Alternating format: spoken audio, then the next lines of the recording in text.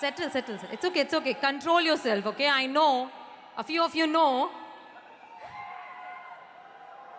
A lot of you don't know, but there's something. Okay? Allow me to talk, yeah? Every time when the magic happens, we also believe as a team to show or to bring someone who's also a dreamer. We believe that we need to show you some people who also believed in dreams and lived through the challenges, and challenges like no one can think about, and achieved what no one can think about also. And today, we have someone like that in the Impact Arena, in the Magics. वो ऐसी एक शख्सियत है जो ना ही अकेले एक dreamer है, बट वो ऐसा एक इंसान है जिसने बहुतों को ये प्रूव किया कि लोग तो कहते हैं, जिनको करना होता है वो करके दिखाते हैं। मैंने बहुत दिन से बहुत कुछ पढ़ा, बहुत कुछ जाना और बहुत कुछ सोचा कि किस तरीके से या किस शब्दों का इस्तेमाल करके उनको यहाँ बुलाने की कोशिश करूं। और जितनी बार सोचा उतनी बार शब्द शायद कम पड़ गए, और मुझे नहीं पता कि आज भी मैं उस बात को न्याय कर पाऊंगी कि शब्द सही इस्तेमाल कर पाऊंगी to call that person on stage who is a real example of warrior, believer, dreamer and somebody who believes कि magic happens in everybody's life. He comes from a same state of India where I come from, and that is Uttar Pradesh. From a very small town, एक बहुत ही छोटे शहर, और उनकी भाषा और वहाँ की भाषा में बोलूँ तो एक कस्बे से जिसका नाम है मुजफ्फरनगर। मुजफ्फरनगर की उन छोटी गलियों, उन छोटे रास्तों और उन छोटी खूबसूरत यादों के साथ एक बहुत ही प्यारी जमींदार फैमिली में पले बड़ा हुआ ये इंसान अपने साथ, अपने परिवार के साथ वहाँ पे रहता था, और इनकी family was into farming, and he also believes even now with all the success he has कि जब भी समय मिलता है तो अपने रूट से कनेक्ट होने का, so he goes back and he still goes back to his farms and he still does the farming there because he believes कि how much ever I rise, I still need to be connected to my roots and connected to my values and connected to be what I am and what I stand today. If I talk about struggles, तो struggle word उनके सामने बहुत छोटा पड़ता है और उसको भी शर्म आती है क्योंकि उन्होंने इतनी दिक्कतें देखी हैं जिनको अगर गिनना चाहूँ तो शायद एक दिन लगेगा इस स्टेज पे मुझे सिर्फ इस बात को बताने के लिए कि चैलेंजेस कहाँ से शुरू होते हैं और कहाँ तक जाते हैं। बट हर उस चैलेंज में, हर उस दिक्कत में, हर उस परेशानी में उन्होंने अपने आप को खींचा, अपने आप को प्रेरित किया और अपने आप को इस जज्बे से चलाया कि आज ना अकेला उनका देश बट पूरी दुनिया उनको एक्नॉलेज करती है with one of the finest actors today the Bollywood has. He started his career from theaters, and he still believes that that's the best place to keep working because वहाँ पे जो असली artist होते हैं वो जिंदा होते हैं, वो सीखते हैं, वो पनपते हैं। और थिएटर करने के बाद जब वो पहली बार बॉम्बे पहुंचे तो वहाँ पे उनको सिर्फ एक चीज़ मिली और वो थी नाकामी, और वो थे चैलेंजेस, और वो थे लोग जो कहते थे तुझसे नहीं हो पाएगा, ये तेरे बस की बात नहीं है, ये तेरी औकात नहीं है, तू जहाँ से आया है ये तेरे लिए बना नहीं है। उन सारे चैलेंजेस के साथ लड़ के, भिड़ के, खड़े होकर के उसने सबको बोला जो हम बोलते हैं जितना उखाड़ना है उखाड़ लो, हम तो यहीं खड़े हैं और यहीं करके जाएंगे। And that is why he started his career with 10 seconds, with 10 seconds of one of the biggest Bollywood movie called Sarfarosh. And those 10 seconds are today, if you need from him, अगर आपको वो 10 second चाहिए आज उनसे ना, तो आपको line लगानी पड़ेगी, बिकॉज उनके वो 10 सेकंड की आज वैल्यू दुनिया जानती है। He has recently been awarded, he has been critically acclaimed by Academy and Cannes. It's not only Bollywood but it's Hollywood, and he has been rewarded recently by the Cardiff International, which is not a small recognition and one of the finest in the world today. His movie, which gave him the lead, which brought him to the lean cinema, और जिसमें acting करने के बाद और अपने career का पहला main lead role करने के बाद दुनिया ने उनके टैलेंट को जाना। The movie named The Gang of Wasipur is, by the way, guys, is the only Indian movie to be listed in the Guardian International of the 21st century, the best 100 movies in the world. It's the only Indian movie.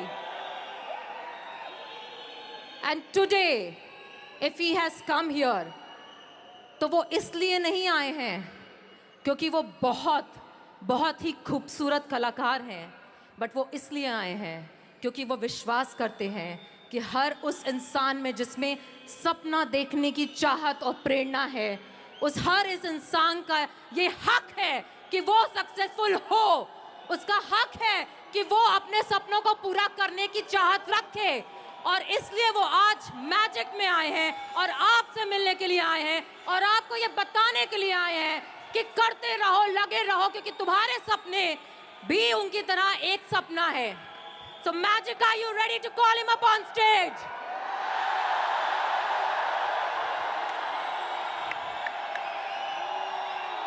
No. I don't think so. Okay, listen. Okay?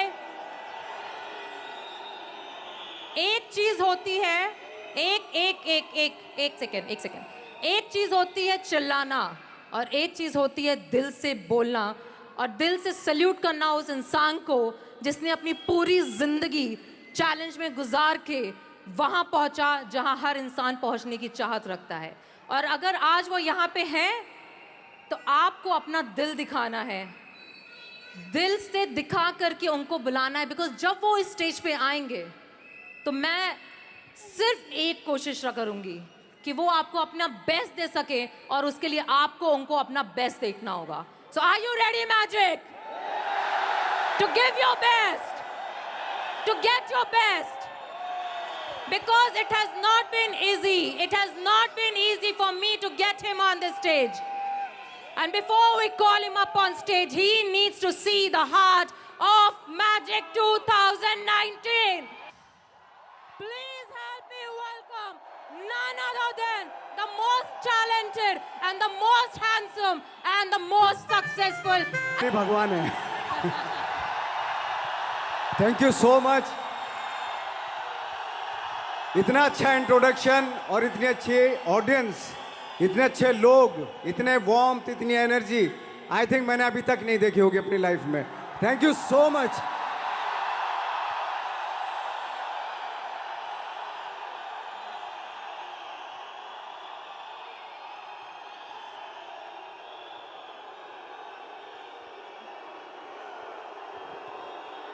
ये इनका प्यार है। आवाज कहाँ से आ रही है? ये इनका प्यार है। सो जितना मुझे पता है कि 15th of November आपकी ये मूवी रिलीज हो रही है और मैंने वो 10 सेकंड का सीन शायद 15 बार देखा होगा। और मुझे ये लगता है, मैं सिर्फ एक चीज़ पूछना चाहती हूँ नवाज, कि आप वो 10 सेकंड से आज, जब आप अभी अवार्ड लेके आ चुके हैं और एक मूवी रिलीज हो रही है, ये पूरी जर्नी में आज जब आप यहाँ पे खड़े हैं तो आपको कैसा महसूस हो रहा है? आई थिंक ये 20 साल की जर्नी है मेरी।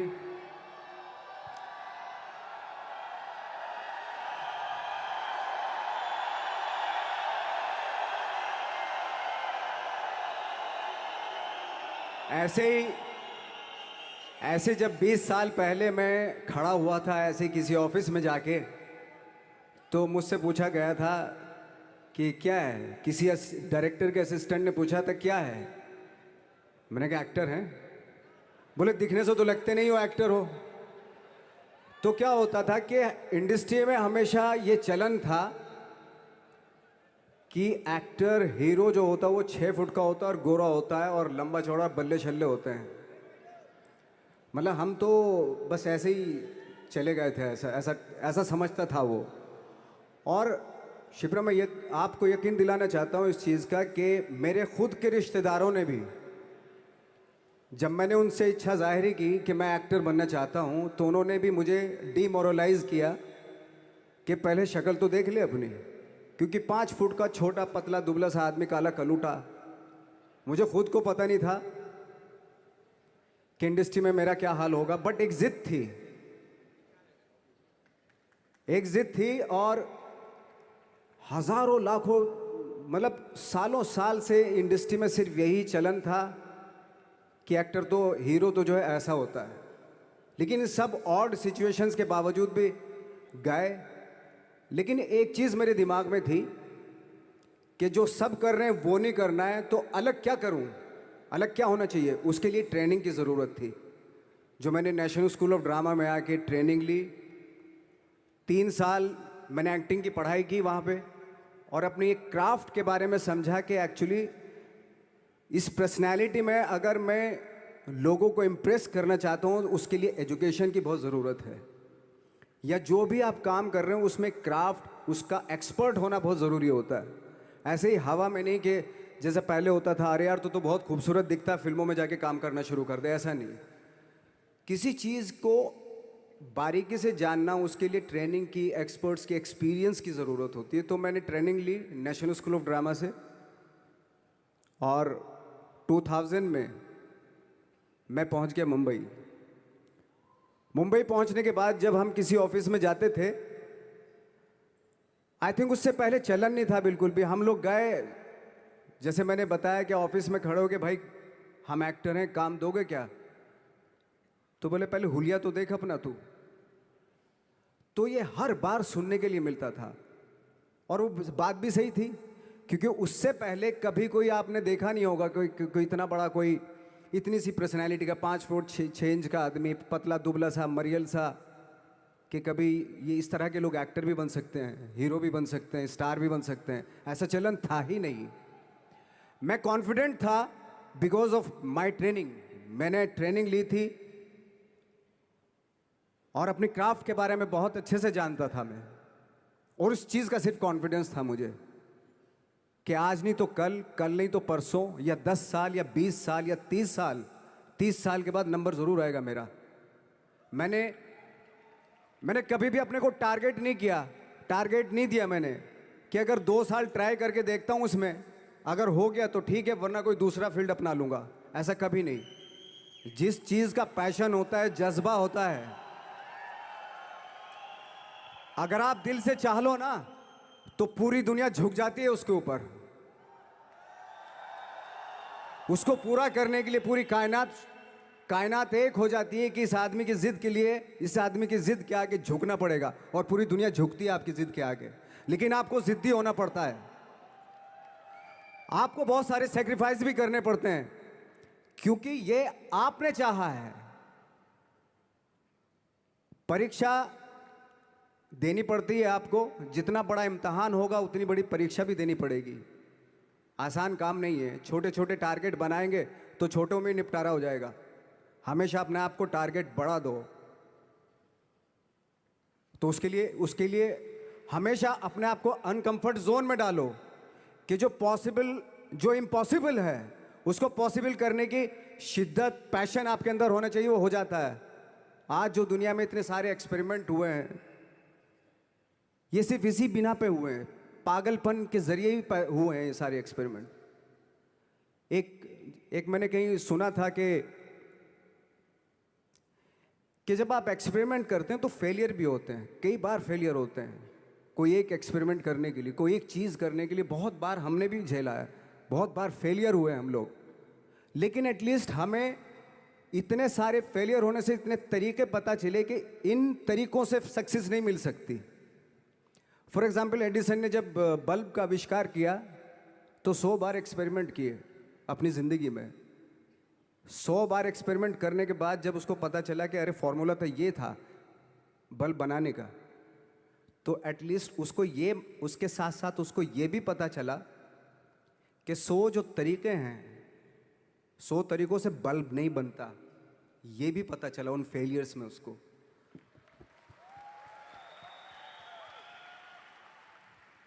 जब हम लोग मुंबई आए तो हमें मालूम था हमारे पास पर्सनैलिटी नहीं है, हमारे पास बैक नहीं है, या हमारे फादर, दादा, परदादा तो फिल्म इंडस्ट्री में है नहीं, हम ही हैं।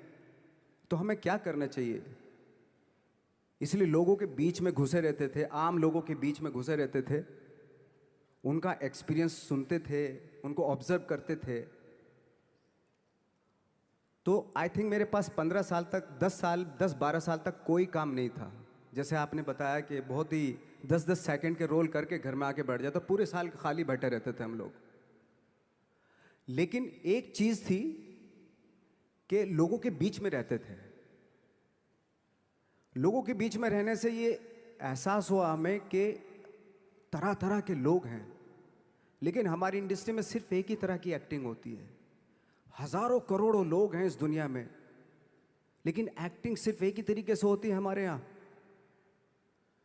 तो मुझे लगा यार, ये मैं तो ट्रेन भी हूँ, मुझसे अपनी आर्ट भी आती है, और हजारों लोगों को मैं ऑब्जर्व भी कर रहा हूँ, तो ये तो सबसे अच्छा सूत्र है। इससे तो मैं बहुत कुछ कर जाऊँगा। तो जब ये सूत्र पता चला मुझे कि अब मैं ये जो हजारों लोगों को मैंने ऑब्जर्व किया है, अब जब भी मुझे कोई रोल मिलेगा उन्हीं में से वो एक इंसान होगा। उसी में वो बाला साहब ठाकरे होंगे, उसी में मंटो होगा, उसी में गणेश गायतोंडे होगा, उसी में फैजल खान होगा, उसी में माजूमदार साहब होंगे। तो इस तरह के, ये कब हुआ? जब हमने लोगों को ऑब्जर्व करना शुरू किया, लोगों के बीच में रहे। मैं 15 साल के बाद जो मेरी लाइफ थी, जिसमें खाने तक को नहीं मिलता था, अब फॉर्चुनेट अपने आप को समझने लगा था कि थैंक गॉड कि मुझे ऐसे लोगों के बीच में मुझे रहने का मौका मिला। तो कभी भी, आई थिंक मुझे लगता है कि कभी भी जब आप स्ट्रगल कर रहे होते हैं ना, वो एक मौका होता है आपके पास, वो एक चांस होता है आपके पास कि कैसे उसमें आप अपना ऑब्जर्वेशन, एक्सपीरियंस, जब आपको काम मिलेगा वो उसमें लगाएंगे आप। तो मेरी लाइफ बहुत ही, आज जब मैं सोचता हूँ कि यार ये तो बहुत ही अच्छा हुआ था जो 15, 10, 12 साल मैंने बिना काम के गुजारे, जो लोगों के बीच में रहा था, मैं आज वो काम आ रहा है मेरे। जहाँ ज़रा सा कोई कैरेक्टर मिलता है तो आदमी इसलिए कनेक्ट करता है उनसे कि उनको लगता है कि यार ये तो मेरे पड़ोस का ही, आसपास का ही ये बंदा है। मैंने देखे हैं इस तरह के लोग।